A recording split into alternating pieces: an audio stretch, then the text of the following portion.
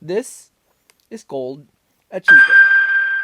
This is the official trademark name of the orange dust left behind on your fingertips from Cheetos. It stains your clothes, it ruins your keyboard, and it's really hard to wipe off. And back in 2008, Frito-Lay, the company that owns Cheetos, had a massive strategic problem with it. They were running focus groups to see how they could improve the snack, and every single person they interviewed said the exact same thing. They hated the dust. People called it messy, they called it childish, they called it a nuisance. The rational brains, specifically their prefrontal cortex, the part responsible for logic and social control, were screaming at Frito-Lay. Clean up the product, get rid of the mess. We want a clean snack. It seems obvious. If you fix the problem, you sell more snacks. But Frito-Lay didn't listen. They decided to look at what the human body did. They hired a neuromarketing firm to run a series of high-tech experiments. They hooked consumers up to EEG scanners, caps filled with electrodes that measured electrical activity in the brain. And they watched what happened when people ate the messy orange dust. And the data told a completely different story. When the subjects got the dust on their fingers, the scanners didn't show disgust. They showed a massive spike in giddy subversion. The brain scans revealed that the messiness caused a release of dopamine associated with breaking the rules. It was a tactical joy. It wasn't just a snack. It's a tiny bit of rebellion against a clean, ordered world. It turns out, the brain loves the mess. In psychology, this is called a reveal preference discrepancy. It is the massive gap between what we say we want, which is cleanliness, order, and perfections, and what our subconscious actually craves, which is the mess and chaotic reality. And if you are a content creator right now trying to grow your channel, you might want to study this. It is the difference between a video that feels like an ad and a video that feels like a friend. Because right now, most YouTubers are killing their channel because they're trying to clean up the mess. To understand why mess wins, we have to talk about the psychological contract you sign before you click that play button. This contract depends on which platform you are watching. First, you have Hollywood.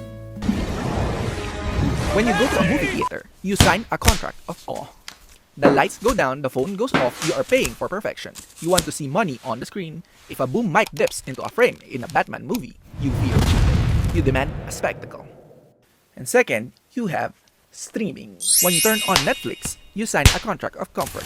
You are on your couch, you want a story you can live in. It's a high budget, but it's passive. You want to be entertained without effort. But then there's YouTube.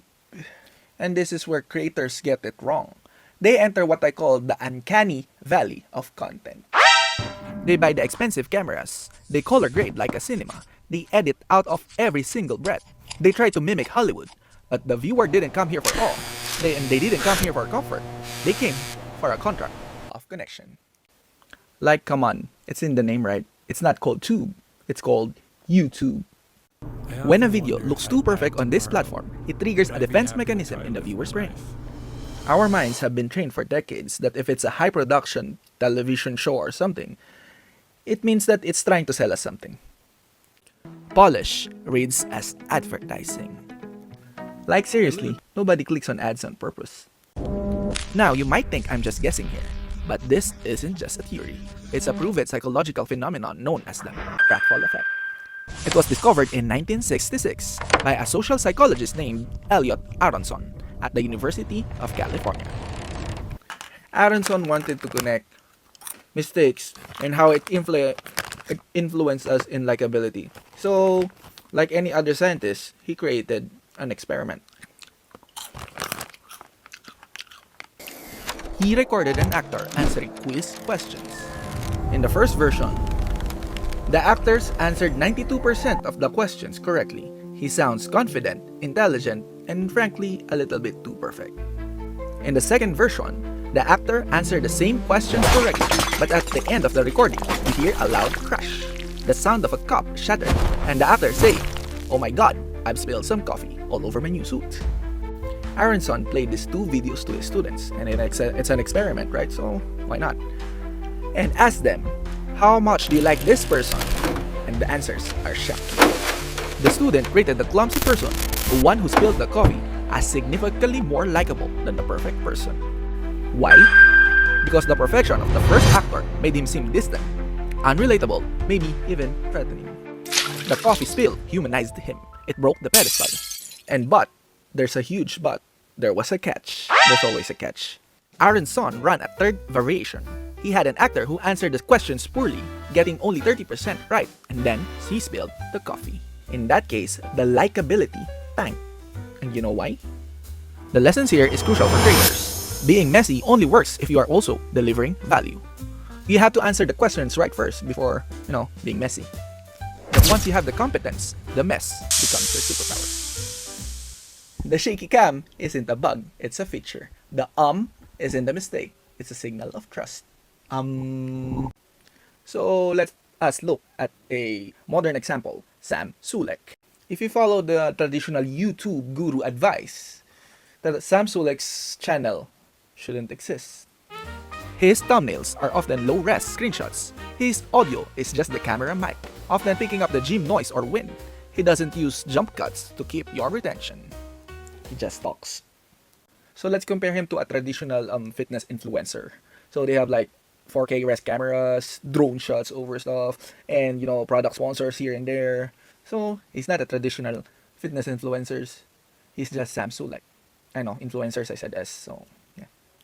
But who do you think people trust more? Sam wins because he ignores the contract of awe and goes all in the contract of connection. He utilizes the Pratfall Effect perfectly, but I don't think he knows that he's doing it.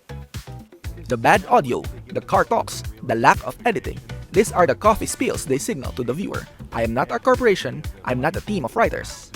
I am just a guy, standing here in front of a camera, asking you to subscribe. Now let's talk about one of the most OG YouTubers out there, Casey Neistat. Casey Neistat did this years ago. He famously left the mistakes in the vlog. If he dropped the camera, he kept the footage of the camera hitting the ground. If the drone crashed, the crash was in the video. He understood that the texture of reality, the grit, the noise, the failure is what makes the success feel earned. Now I know what the comments are going to say if they're comments. How about MrBeast? Yeah, MrBeast. MrBeast videos are expensive, but come on, it's not cinematic at all. He doesn't color grade his videos to look like Dune or the Batman. The lighting is flat, the sets often look like high-budget game shows, or even giant playgrounds. He's not even trying to look like a director. He's just trying to look like a guy with his friend doing something insane. That's it. He creates idea perfection, not cinematic perfection. Even Jimmy knows if he tried to look like a scripted TV show, the magic will die. Remember the Beast games? Just watch it. It's good. Really, it's good. This connection stays intact because it's like, dude, look at the mess we did. And it's fun. And this psychological principle doesn't just apply to YouTubers.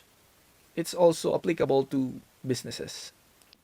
If you are a CEO or a brand manager, ask yourself, is your brand too clean? When Domino's Pizza admitted their crust tasted like cardboard in 2009, their sales skyrocketed. Why? Because they used the Pratfall Effect. They admitted the flaw, and the customers trusted them again. That's it. No magic, no secret ingredient, nada, nothing. Whether you are selling a $5 burger or a $50,000 consulting package, the rules stay the same. Perfection creates distance, and vulnerability creates trust. So here's the lesson for your next edit. Frito-Lay could have removed the orange dust. They had a chemical technology to make a clean Cheeto. And they did, right now. The naked Cheeto, you check it out. There's a real naked Cheeto that is clean. But they didn't. In fact, after the brain scans, they launched ad campaigns specifically celebrating the messy fingers. They realized that the messy fingers wasn't a side effect. It's the point. As a creator, stop scrubbing your videos out of humanity. You're not AI. Stop doing 20 takes to get the perfect line. Like me. Sometimes I post my bloopers, so you can watch it like somewhere near. And stop color grading until it looks like a serial camera commercial. And stop apologizing if the background looks like a bedroom. See? The audience might want to say that they want quality videos, perfectly shot, like the clean fingers that the Cheetos study went through. Their brains are looking for the truth. But the truth is, life is a little bit messy. And those messy fingers, they're the best part.